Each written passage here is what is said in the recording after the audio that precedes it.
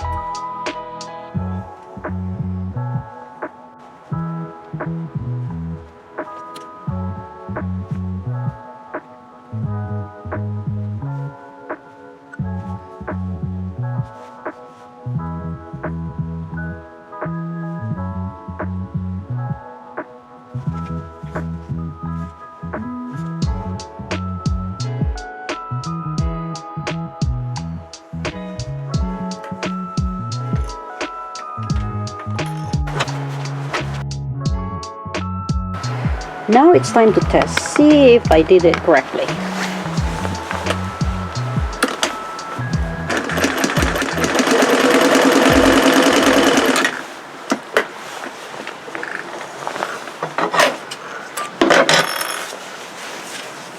Pretty good. So how long did it take me to thread the older machine? 3 minutes. Alright, let's do the other one. So I'm about to thread this newer machine. Let's see how long it will take me.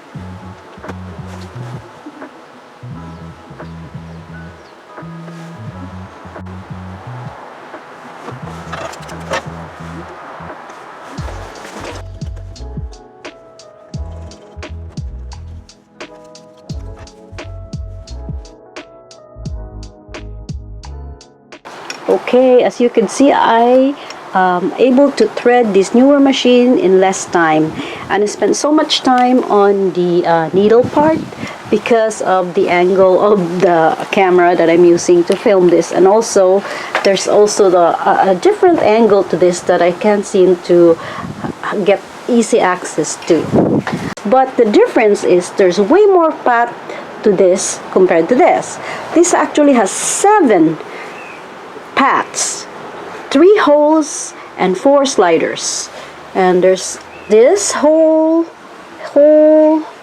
and you loop it around, that slide it up here, and there's another hole here. Also there's a path here and another path here, and then the actual needle. So a total of 7. This one, very easy, you just slide it, right? Okay, 1, 2, 3, 4. 4 paths. So 7 paths, 4 paths. Big difference. No, I didn't edit the threading part because I want it to be as natural as I could, because sometimes I struggle threading and sometimes it's easy. So, to recap, this is a lot easier to thread compared to the older machine.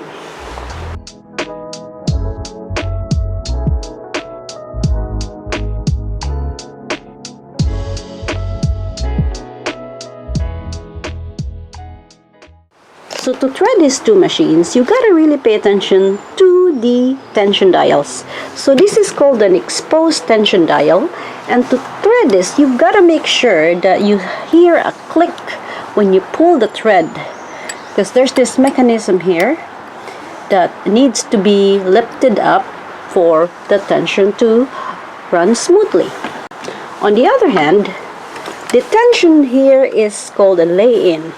So it's built in and inside. So all you have to do is make sure that it's snug in there and it grabs it. There's a tension dial there that's side vertical, and all you have to do is slide it in there and you're good to go. No need to pay attention to an extra lever or mechanism to make sure that you're doing it correctly.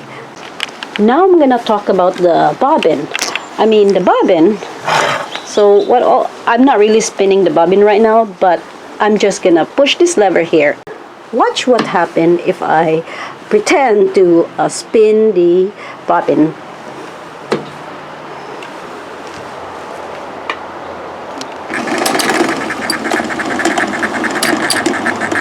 You see that? The needle is moving up and down, and that's normal. And some people think that something's wrong with their machine. No, it's just the way they do it back in the old days. Here is the newer sewing machine, and watch. When I push the bobbin mechanism, watch what happens.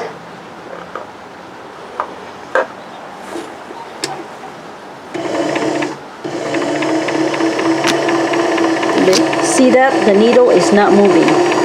It's steady. And it sounds good. See the difference? So here you hear the rattling sound of the machine when you're using your bobbin spinner. And this one, it's quiet and the needle is not bubbling up and down.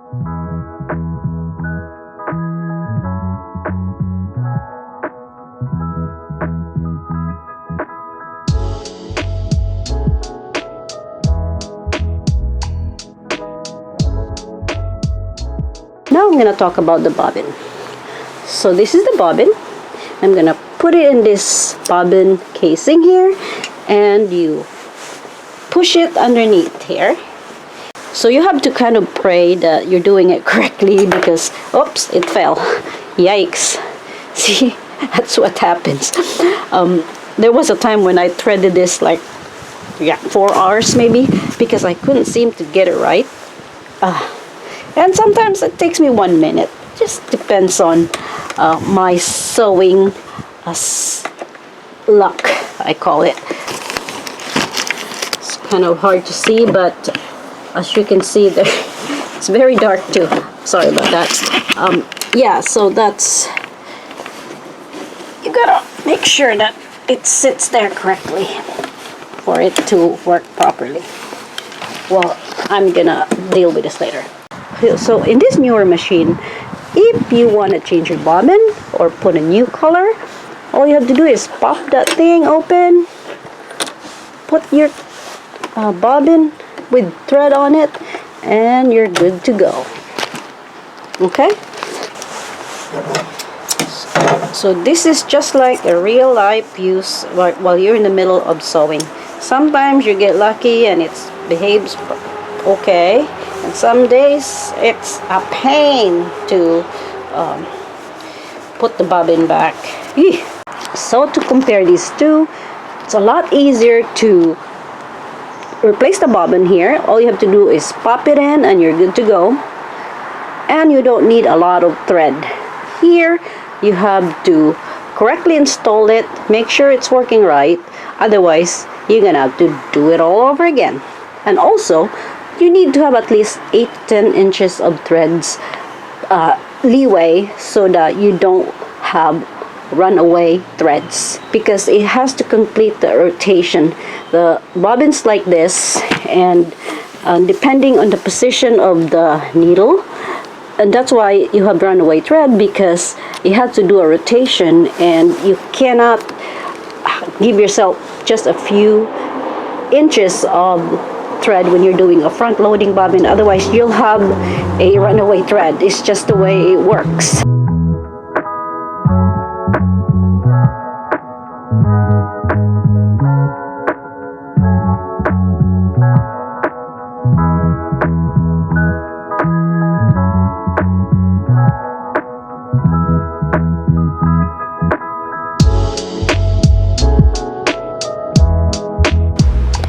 Now, as far as the foot pedal, there's also a difference. This is made of metal and it's fed by electricity. This is electronic pedal. The main difference really is this is more sensitive if you want to stop and start. This is more pressure sensitive, the electronic foot pedal. This one, it's almost like you can feel the direct connection between power from your electrical plug to pressing this foot pedal here. You can feel it. And the one thing that I notice mostly when using this machine is revving up. When you want to be really, really fast, you have to really press it really hard.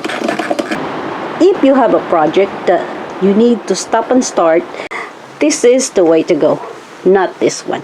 But if you're steady, one pace, one speed, consistently, and you're doing this all day, this is also good, but not for many types of projects. That's what I notice. This machine is really good, and you can sew in it all day, every day. However, if you're sewing for very thin fabric, it does not like it, because the feed system is not as advanced compared to the newer sewing machine. So if you are going to use this machine with a very thin fabric, let's say fabric that's organza or chiffon, you really have to play with your pressure. And even that, if it's really, really thin, it doesn't even work. Yeah, so this machine loves layers of fabric. Bring it on. While here, because of the advanced foot system, you can change from thick, thin, it's okay. So this is the foot pressure, okay? You push it down if you're sewing thin fabrics. You push it up if you're sewing really thick layers of fabric. This machine, however, does not have that mechanism. Did they forget it? No. They just have a newer feed system to compensate for that. So if you're sewing thick to thin fabrics and back to thick again, you don't have to mess so much. And because the feed system is more stable compared to this older machine. So this is what the feed dog looks like for a newer sewing machine.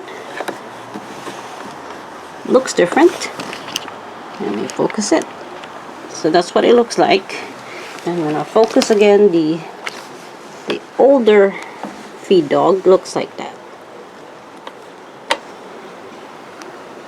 Yeah, huge difference if you're switching from different fabrics, thin, thick, and back to thick, stuff like that, or different textures of fabrics.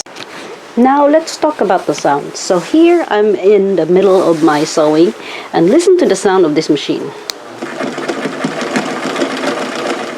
It's a little loud, and that's typical of older sewing machines. They're mechanical. Now let's do the other one.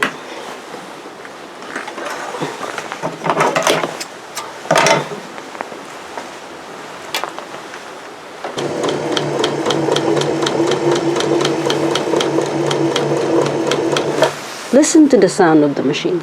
Huge difference. It's more of a zen sound, relaxed, peaceful, almost quiet. Well, this older machine has the mechanical sounds. And believe me, there's some sewers out there that gets easily stressed when it comes to the sound of sewing machine. So if you're new to sewing and you're easily stressed with sounds, you don't want this type of machine to practice, because it will give you more anxiety, if for the lack of a better word. While this is really quiet and peaceful to listen to. which is what you want when you're in the middle of sewing. Stress-free sewing and sound. Now let's say you want to change your sewing foot. These older sewing machines have limited sewing foot selection compared to the newer ones. And also, I'm going to show you, if you want to change it, you got to, I just focus the camera, hang on. See this mechanism here? Okay, so if you want to change your foot, you have to remove it by twisting this dial here like this, and there you go. Your foot is separated from the sewing machine, and you can change to a different foot. But to put it back, you gotta also make sure you're doing it tightly, because it happened to me many times where I'm in the middle of sewing and my whole foot just comes down and just like, what's going on? Well, I didn't tighten it, or over time it loosens up. So that's the disadvantage of using this type of foot replacement mechanism. It's sometimes you gotta really pay attention. Well, here in this newer sewing machine, it's so easy. All you have to do is press a lever here, and there you go. It's removable. I have actually a piece here that looks like this. So this is the demo here, so you can see it better. So this is called a snap foot foot replacement. All you have to do is press the button, and there you go. Replace your foot with another one by just grabbing a new foot and hooking it with this lever here. So easy. That's not what's happening with this type of machine. But I can tell you this is more reliable if you're doing heavy duty projects. To put the foot back, all you have to do is feel your way in there. There you go. Hear that sound, snap? That's it. You're good to go. So that's the main difference between these two. You gotta tighten your screw here, and here all you have to do is click a lever. Done.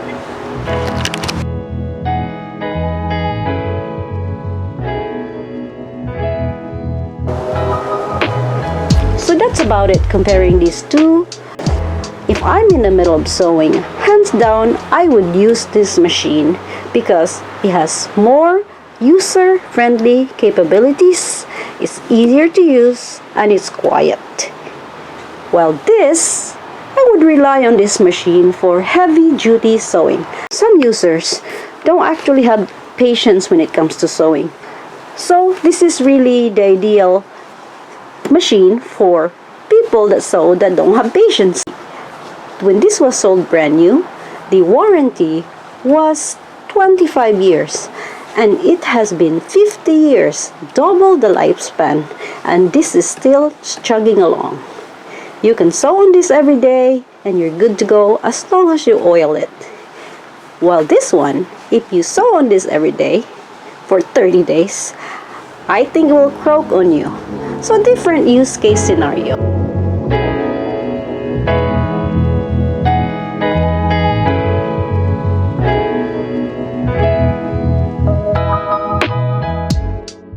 What about you?